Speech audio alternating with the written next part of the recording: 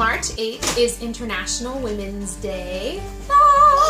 And actually in Brazil, they actually celebrate this a lot more than we ever have in the US. I will get a bunch of messages saying, "You're such a wonderful woman." A book that really opened my eyes, why I feel like feminism is important, why I feel like it's a current issue, why I feel that a lot of people have hijacked it. All of these kind of things have kind of worked together.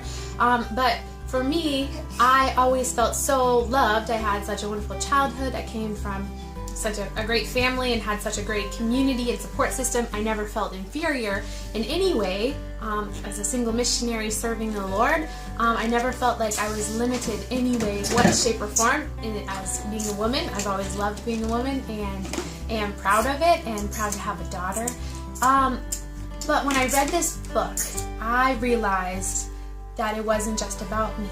That even though I had not felt put down or receiving less money or inferior to men, that doesn't mean that that's true for everyone else.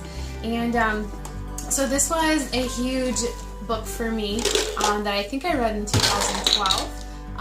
It's called Half the Sky, and it is a very, very powerful book of statistics, but also of hope. It has a lot of examples of how what people are doing to make a difference, and it focuses specifically on women, women and children in many of the developing countries.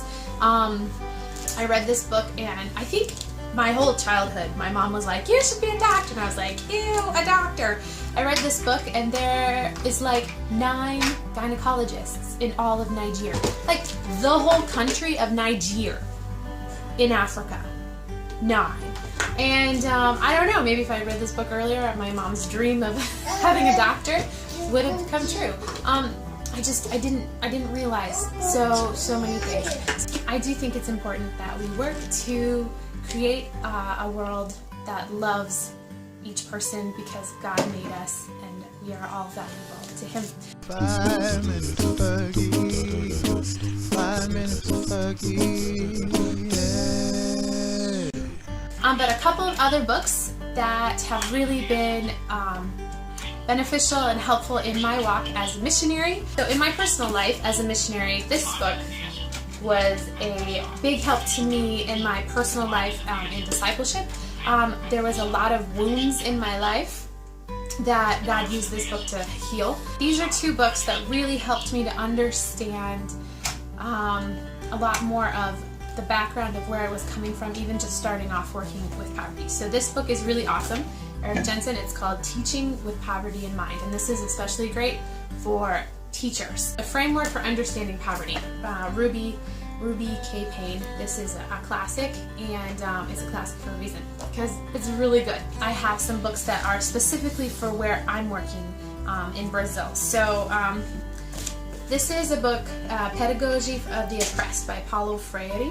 So Paulo Freire is very well known in Brazil. He's actually from the area where we're from, a famous philosopher, and basically his idea is training, and he did a lot with literacy, especially adult literacy, and how you need to teach adults in a different way, especially adults who've been oppressed. And so basically how to end the cycle of oppression, because without training and teaching, and I know the love of Jesus, the oppressed will just become oppressors. At Home in the Street Children of Northeast Brazil.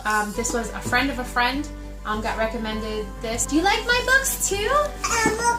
Are they so great? That in missions you find as much as you can to learn and continue learning, being lifelong learners for wherever you are serving, however you are serving, and whatever roles you are to fill.